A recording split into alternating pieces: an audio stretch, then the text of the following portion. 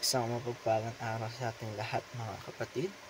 Ako muli si Adrian Bernales ng Batch 3 at itong aking daily devotion. At ngayong araw pag-usapan natin ay kung ano ang magagawa ng mga babae sa ministry o egalitarianism. At ang Bible verse natin ngayong araw ay Luke chapter 8 verse 1 to 3.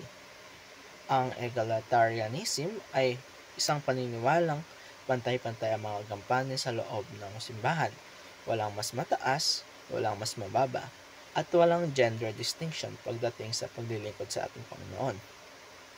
Sinasabi sa Galatians chapter 2 verse 28, there is neither Jew nor Greek, there is neither bond nor free, there is neither male nor female, for ye are all one in Christ Jesus. Pinapakita nito na sa harapan ng Diyos, walang pagkakaiba ang lalaki at babae pagdating sa kanilang kakayahang maglingkod sa ating Panginoon. At para naman sa ating Bible verse na Luke chapter 8 verse 1 to 3, kung saan binabanggit dito na may mga kababaihang sumusuporta kay Jesus at sa kanyang mga alagad. Hindi lamang sa pananalapi, kundi pati sa kanilang presensya at paglilingkod. Ang ilan sa kanila ay sina Maria, Magdalena, Juana at Susana, mga babaeng nag-alay ng kanilang buhay para sa gawain ng Panginoon. At para naman sa teaching natin ngayong araw ay unang-una, the Holy Spirit empowers all believers. Hindi lang kalalakihan na binibigay ng Espiritu Santo na kakayahan upang maglingkod sa ating Panginoon. Ang mga babae rin ay may tungkol at kakayahan sa ministeryo. Sa araw ng Pentecost, parehong lalaki at babae ang napuspos ng Espiritu Santo at nagsimulang mangaral. Kalawa ay women are better at providing emotional support.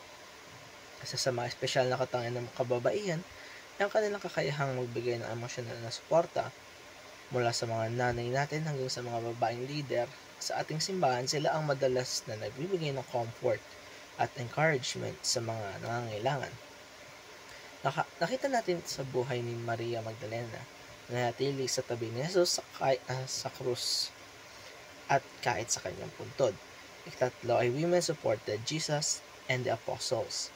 Hindi lang sa pagdarasal at pangangaral sumusuporta ang mga babae kundi pati sa kanilang mga ari-arian at panahon. Malaking bahagi ng ministeryo ni Jesus ang maitawid sa tulong ng mga kababaihang nagbigay ng kanilang yaman at serbisyo para sa gawain ng Diyos. At para naman sa ating application ngayong araw ay unang-una recognize the value and gifts of women. Bilang mga Kristiyano, dapat natin kilalanin at pahalagahan ang kakayahan ng mga babae sa simbahan.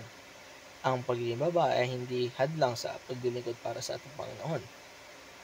Ito ay isang pagpapala kung may kilala kang babaeng may talento sa pagtuturo pang pangangaral o iba pang ministeryo, ay encourage natin sila na paglingkuran ng ating Panginoon.